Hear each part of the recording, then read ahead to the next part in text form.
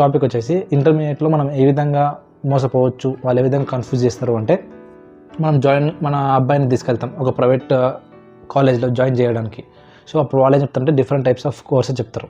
So మీరు ఇట్లా MPC తీసుకున్నారు, ఫర్ ఎగ్జాంపుల్ ఎంపీసీకి 50,000 ఫీజు.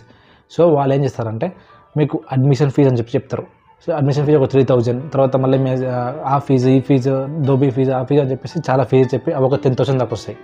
సో మీరు ఇక్కడ బాగా గుర్తుంచుకోండి, మీరు 50,000 ప్లస్ ఫీజు అని చెప్పి ఒక 12,000 వచ్చింది అనుకోండి. So total 62,000. సో 62,000లో మీరు వాళ్ళని, మీకు తెలిసిన వాళ్ళు ఉంటే లేదంటే మీ రికమెండేషన్ ద్వారా మాట్లాడించి ఆ 60,000 నుంచి 50,000 తీసుకొస్తారు. సో మీరు గుర్తించండి, ఇక్కడ 50,000 అడ్మిషన్ ఫీజు అంతా ఇంక్లూడ్ ఉంది. కాకపోతే మీరు ఫస్ట్ కట్టేస్తారు అడ్మిషన్ ఫీజు 3,000. సో మీరు ఎంత కట్టాలి ఇప్పుడు? 3,000 కడితే 47,000 మీ ఫీజు, అన్ని ఫీజు కలిపి మీరు రికమెండేషన్ ద్వారా పోయి మాట్లాడింటారు కాబట్టి.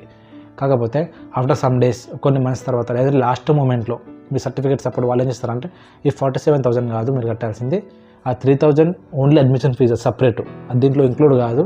సో ఆ 3,000 ప్లస్ మళ్ళీ 47,000 మళ్ళీ మీరు 50,000 కట్టాలి. ఆల్రెడీ మీరు 3,000 కట్టి ఉంటారు స్టార్టింగ్లో, బట్ వాళ్ళు అది సపరేట్ చేస్తారు, మళ్ళీ మీరు సపరేట్ ఇది కట్టాలి అని చెప్తారు. సో మీరు ఇక్కడ లాస్ అవుతారు. సో ఎప్పుడైతే మీరు వాళ్ళతో మాట్లాడి ఒక పేపర్ మీద సైన్ చేసేటప్పుడు లేదంటే కాంట్రాక్ట్ రాసుకునేటప్పుడు సపరేట్ రాసుకోండి.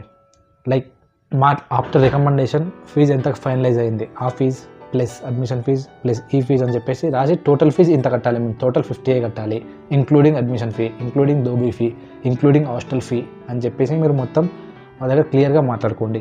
లేదంటే లాస్ట్ మూమెంట్లో సర్టిఫికేట్స్ ఇయ్యరు, ఆ తర్వాత మీరు ఫీజు కడితేనే ఇస్తామని చెప్పేసి ఇబ్బంది పెడతారు, కట్టించుకుంటారు.